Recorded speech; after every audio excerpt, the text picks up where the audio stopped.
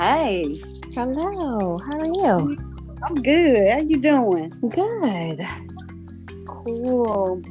Okay, we're gonna go on and get started. Okay. Good evening, everybody. This is Don, aka the Interactive Nanny. And we're coming to you today from Interactive Nanny's World. And today we have a special guest on the podcast. This is Miss Kimberlyn Claxton, and she also has a podcast here on the Anchor app as well. Hers is Nanny Speaks. So you guys make sure you go check hers out as well. And she's doing an interview with us today. We're glad to have you on in Active Nanny's World. We've been trying to get this together for a couple of weeks, guys.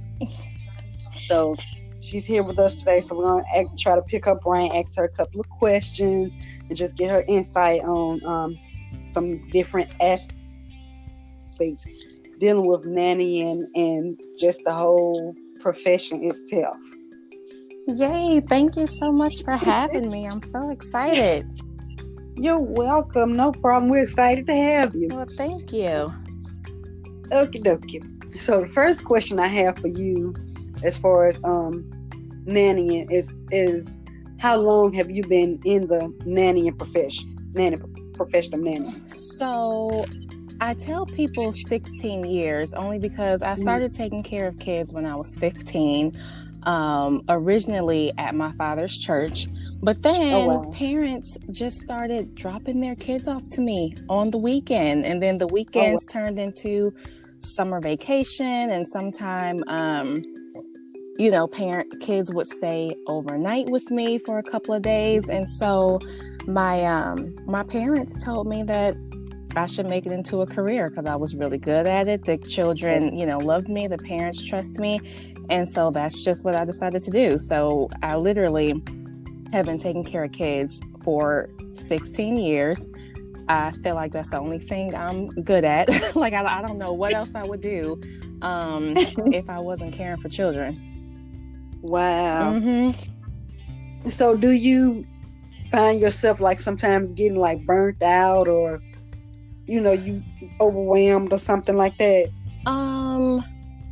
The only time I think I have been burnt out or overwhelmed would definitely have to be adjusting to moms who are on maternity leave or working from home. That's the part that, like, I can work 15 hours a day. I can work all weekend. I do not care about being with kids all day. But I've recently had to just get adjusted to the maternity leave mom. And for me, it's kind of just like when you're on maternity leave, you're literally sitting on the couch all day, kind of in my space. Right. And, a lot of times, and you'll probably see this as well, kids act different when their parents are around. Yeah. So, if mommy is home and your baby sees that, then they may decide they don't want to stick to their schedule, or their tantrums might be amplified that day, and so it's just, so that was probably the hardest thing trying to get through. But thankfully, the clients that I have, we can have those type of hard discussions and, have conversations like, so a couple of hours out of the day, I need you to go grocery shopping or go do some yoga or go get your hair done or something. Leave me the baby, but I don't need you up in my face for 10, 12 hours a day, every single day for 6 months. Oh my goodness. Yeah.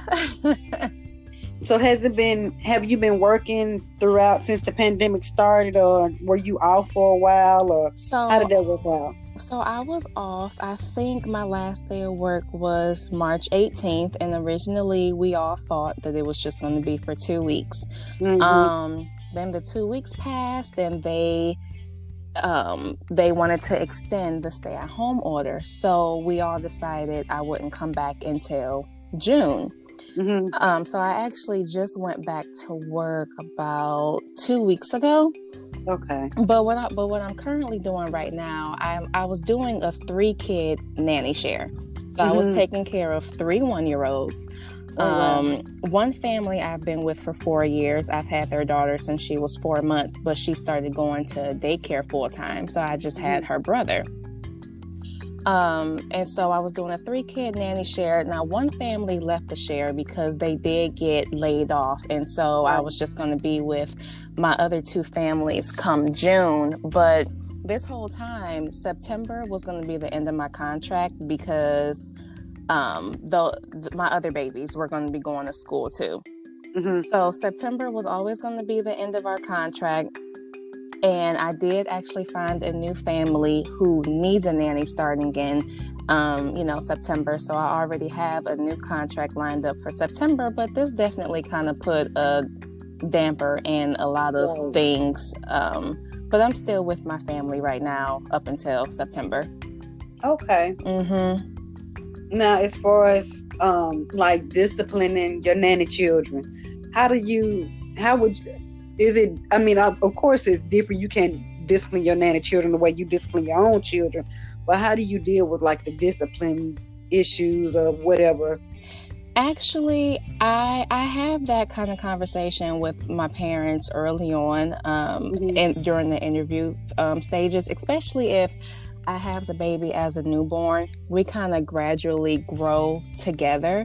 But my families have, because I am a mom, my daughter is 6. And so my families have actually kind of allowed me to discipline the way I see fit. Now, obviously, I have never spanked one of my nanny kids or anything, but we do timeouts. We take toys away. I can use a stern voice if I need to, especially if they're at the age where they're understanding right from wrong, but they choose to just do the wrong thing anyway. They do give me the ability to, let them know I'm the authoritative figure right now, and you do have to listen to me. So I make sure we have an open communication, and if I do have to raise my voice, I always let the parents know, like, this is what happened and this is the consequence for what happened. And a lot of times they agree with me and don't give me any slack about it. Okay. Yeah. That's pretty cool. What about you? As far as like nannying, I haven't done as much nannying as I've done in the early child care field myself, because that's what I am by trade, as a early child care teacher. Okay. I mean, so I'm in the classroom. Okay. And it can be pretty difficult. You have to sort of navigate it lightly. Some of the families or some of the parents that I work with, if I, that I get really close to, it's okay, Miss Dawn, whatever you say, if they're doing this, some of them is like, my child didn't do that. Don't fuss at my child. Don't look at my child wrong. Sometimes it depends on what kind of center you're in. Yeah, you have to take them to the office or get some form of administration. Okay, you need to come back here and get such and such because, you're sort of a balance that you have to sort of figure. Sometimes you just have to pick your battles. Right, that's true. So, I guess it just depends. But like you said, as far as the relationship with the parents, that's very important. Very important. Yep, and I definitely take pride in making sure that we have a really good relationship and that we're close and we get to know each other. It's not just, I'm coming to your house for 10 hours a day, you go to work, then you come home and I leave. No, we have really detailed conversations at night, or we'll text throughout the day, and I do send pictures and videos and everything, basically showing what the kids are learning for that day, because I still try to make it a little structured, because I have worked in a few daycares, as well as I went to school for early childhood education as well. So I try to make sure the kids are doing age appropriate activities every single day instead of just running around the house playing all day. Right. Yeah. So have you had like experiences with work as far as your children or whatever, any of them having like being allergic or having like certain health issues that you sort of had to work around throughout the day, whether it be, they couldn't be out in the sun too long, or they couldn't eat certain things, or just certain... Actually, I have not met any kids that had any type of health restriction whatsoever. That's good. Whew. Yeah. Wow. Yeah. Wow. Because like I said, with me working in childcare as far as in the classroom, you see a lot of that stuff. Whether it be lactose intolerance, different allergies, peanut allergies, eggs they can't have. Just it, whatever it is, I've pretty much seen it. No, I did have one family. The kids were older, but they had behavior issues, and they were like some really, really dark issues, and it was kind of scary for me. Right. The youngest child was 8, and the oldest was 15. It was a family of 4 kids, but they all kind of had like separation issues because their father used to abuse their mom, and then the father left and things like that. So they were really angry children. And so at times when I would come to the house, the 8-year-old who I was supposed to be with at all times, sometimes she'll try to take a broom and hit me, or like her brother stole my credit card one time and spent like $500 on video games. So I had and that was the first and last time that I worked with a family like that. But it was to the point where, their therapists would make house calls and stuff on the days that I worked. And if some of the kids were acting out of control, the parent or the therapist that's there would literally manhandle them so they can calm down. And one time the cops had to be called, because one of the boys threatened to set the house on fire with me in it. That's probably like the only thing I've ever had to deal with when it came to a rough position. I think it probably lasted not even a month. And then I had to, and then I couldn't really deal with it after that. Have you worked with like families that have like different, I guess, religious beliefs, or some don't celebrate certain holidays or something like that? Yes, I did work with one family who was atheist.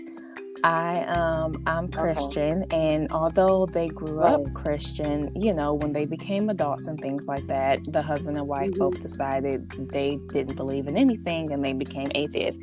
And so their baby was an infant, so there really wasn't too much, like it wasn't like I was going to take the baby to church every day and things like that. But they did say, that they really didn't celebrate Christmas, and if I did talk about God, can I do it in a way that wouldn't be forcing their kid to take on my religious values? But like I said, the baby was young at the time, so we never actually got to that point. But that's probably the only family I've dealt with that had views that were different than mine. Wow. Was that like sort of uncomfortable, or did you just work around it? No, it wasn't uncomfortable because it wasn't like they wore black every day and the house looked all demonic and things like they were normal people. And they respected me. I respected them. They just, went to work and allowed me to have my day with the baby and everything. So it was fine. Okay. Yeah. Oh, wow. So do you, with the families that you work with now, do you do like special things for like the nanny babies, like on their birthdays? Do you, treat them or just celebrate, kind of little celebration with the nanny babies that definitely. you have? I get super attached to them. I love their parents. I literally treat all of my nanny babies like they are mine. I refer to them as my kids, my babies. When their birthdays come around, I'm always getting them birthday gifts, Valentine's Day, Christmas, Easter, Thanksgiving, their parents' anniversary. Like I go all out for all of them, and they do the same thing for my daughter. So every family I've had, they've all welcomed my daughter into their home. So a few times she has come to work with me. on my birthday, they surprise me with flowers and gifts and things like that on our, yearly anniversaries. If I've been with the family for a certain amount of time, we celebrate those together, and we cry, we laugh, we have annual meetings about the hard times and things that we need to fix. So it's definitely family based. Like we literally love each other. Even families who I don't work with anymore full time, they still call me, they check on me. I still might take care of their kids for like occasional date nights and things like that. So I don't think I've ever had a position where we ended on bad terms. It was just we outgrew the situation, and it was time for their kids to go to school. Yeah. Yeah. Okay. It was something I was getting ready to ask you. Yeah. It'll come back to me. The question that I knew I wanted to ask you, it'll come back to me. Oh yeah, this is what it was. Now you say your baby's 6 and you've been doing this for years, over 6 years. So when it was time for you to like have your baby, did you like go on maternity leave, or did you work up to it was time for you to have your baby and then stay out for so long? I was in a daycare the whole time I was pregnant. Actually, when I applied for the job, I didn't know I was pregnant. So I ended up getting hired. And then about 2 weeks later, they wanted me to do a physical and everything like that. So I, did all that required stuff for them. And then I found out I was pregnant. So I let I let the director know. She was completely fine with it. All of the women that I was working with, they had all been pregnant and worked there. And so, they really helped me. But I did end up, my daughter was due in June, but she came May 6th. So I actually ended up going into labor at work. My God. So I remember the day everyone was getting ready to take all the kids out for a walk. But the day that I came in, my feet were swollen. And so everybody was like, no, Kim, we think you need to sit this one out because we're about to do a 2-mile walk. And, we don't think you should walk with us because look at your feet, like they're swollen. And so I was like, okay, well, y'all go ahead. And so I remember going to the bathroom, and all of a sudden, my water just broke. And I was like, okay, so I'm not about to panic. I called my mom and I was like, Mom, I think it's time. Can you pick me up from work? And so she picked me up from work at around 11. We got to the hospital, got checked in. My daughter was probably born at around 7 o'clock that night. Oh, yeah. Wow. So you were in a center instead of Nanny. Yep. At that time, I was at a center, and I did take 3 months off. So I went back to work. She was born in May. I went back to work in August, and it was very difficult for me to leave her. So I ended up actually leaving that job because they didn't have any space available, and I wanted to bring her to work with me. So I ended up leaving that job, and I found another daycare that did have space for her to be in. So she went to work with me for about 6 months, but then I realized, it's funny. I realized I didn't necessarily know if I wanted my baby to be a daycare child. So I ended up finding an older lady that lives around the corner from the center I was working at. And so she started taking care of Kinley for me. And she was close enough to where every day I could take my hour lunch break over there because I was still breastfeeding. And so I would spend my lunch with Kinley, nurse her and, play with her a little bit. Then I would go back to work.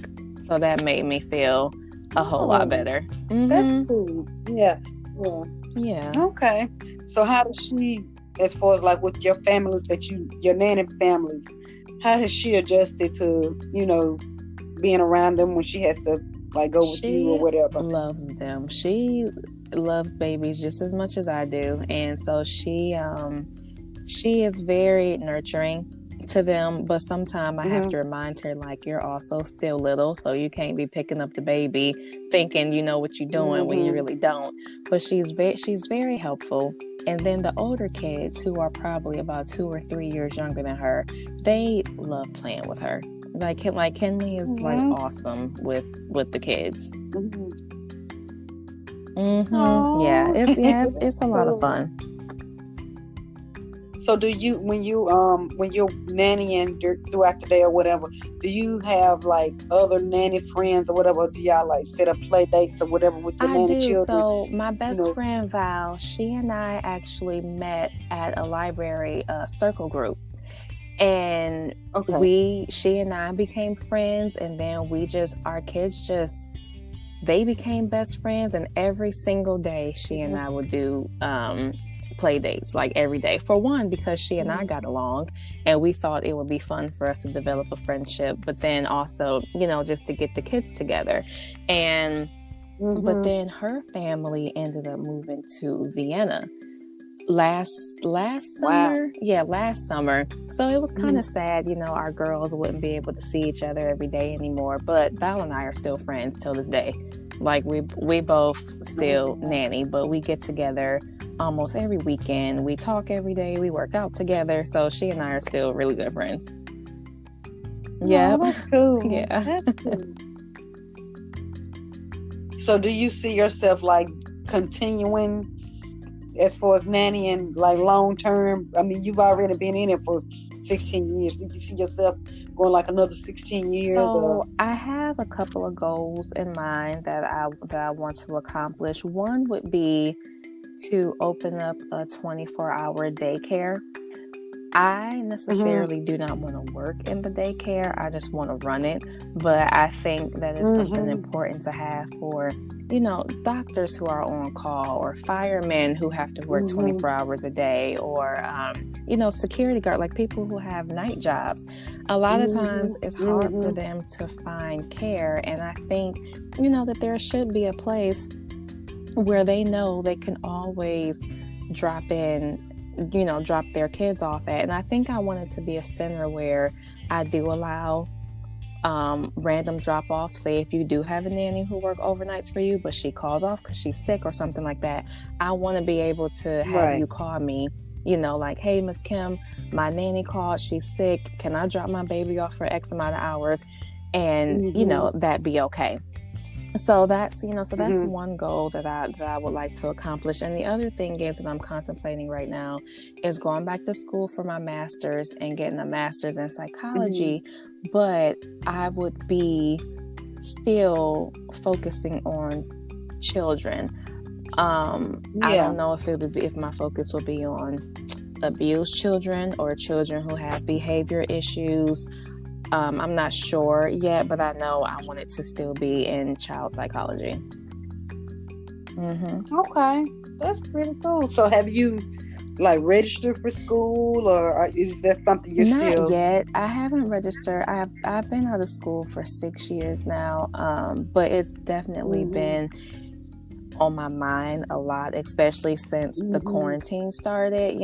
A lot of us had a lot of time on our hands who was at home, and so it's just been definitely giving me time to reflect and think about other things that I want to accomplish. So I did my bachelor's online, so I believe I can do my master's online too.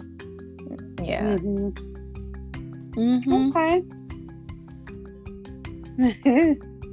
Yeah. So what about you? As far as like school or something? I have my associates now in early childhood education. But I've actually registered for August to get my bachelor's in education, but it's gonna be like a dual degree, early childhood and elementary education. So I'll be pursuing that in August. Two of my goals rather is, number one, to get my nanny service going the way I want it to go, and also down the line to open up a child development center of my own. Yeah, that would be awesome. So those are always those are goals that I'm looking at as far as right now. And I also started a couple of years ago doing childcare for weddings. And so I had started this, this company called Bridal Baby Childcare, where